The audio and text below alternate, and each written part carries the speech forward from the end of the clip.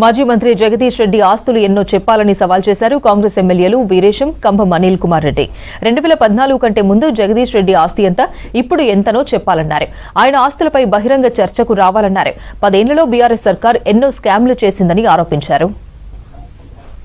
Congress party Telangana ఇచ్చినటువంటి సోనియా గాంధీ తెలంగాణ రాష్ట్రం ఇస్తే వచ్చినటువంటి రాష్ట్రంలో తర్వాత 10 సంవత్సరాలు అధికారంలో ఉన్న వాళ్ళ హయాంలో అనేక స్కాముల్ని జరగటం జరిగింది.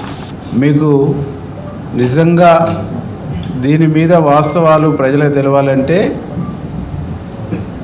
జ్యుడిషియల్ ఎంక్వైరీ చేయమని చెప్పేసి అసెంబ్లీ సాక్షిగా డిమాండ్ చేసి ప్రధాన ప్రతిపక్ష నాయకుడైనటువంటి కేసీఆర్ గారు బ్రీఫ్ చేస్తేనే, కేసీఆర్ గారు మాట్లాడమని చెప్తేనే, కేసీఆర్ గారు డైరెక్షన్ ఇస్తేనే జగదీష్ రెడ్డి గారు వచ్చి అసెంబ్లీలో మాట్లాడిండు.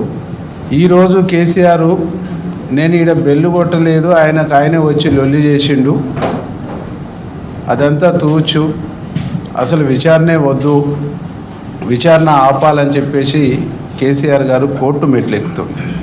నువ్వు కడిగిన ముత్యంలాగా బయటపడవచ్చు కదా, ఎందుకు ఈరోజు కోర్టు మెట్లెక్కుతున్నావు? నువ్వు జ్యుడిషియల్ ముందు హాజరైతే ఈ విద్యుత్ కొనుగోలు విషయంలో జరిగినటువంటి అవకతవకలు బయటపడతాయనేటువంటి భయంతో నువ్వు ఇవాళ కోర్టుకు పోతున్నామని చెప్పేసి మేము భావిస్తాం. జగదీశ్వర్ రెడ్డి గారు వారి తీరెట్లా ఉందంటే దయ్యాలే వేదాలు వల్లించినట్టున్నది. అనేక మంది ఎమ్మెల్యేలను పార్టీలో చేర్చుకొని ఫిరాయింపులను ప్రోత్సహించి ఈరోజు మరి పార్టీలో చేరుతున్న ఎమ్మెల్యేలను తక్షణమే సస్పెండ్ చేయాలంటారు.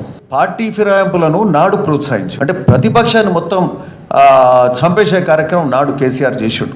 కాబట్టి మీకు ఏ నైతిక లేదో అడగడి హక్కు కేసీఆర్కి లేదు, జగదీశ్వర్ రెడ్డికి లేదని చెప్తా ఉన్నాం.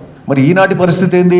ఈరోజు మాకు 64 సీట్లతో గెలిచినాం, ప్రభుత్వానికి ఒక ప్రజాపాలన తీసుకొచ్చినాం. మరి వచ్చిన పార్లమెంట్ ఎలక్షన్లా మీరు ఎన్ని గెలిచినారు?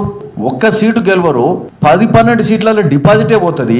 అంటే ప్రజలు మిమ్మల్ని మొత్తం చీకొట్టినరు, మిమ్మల్ని ఆదరించే పరిస్థితులు లేరు.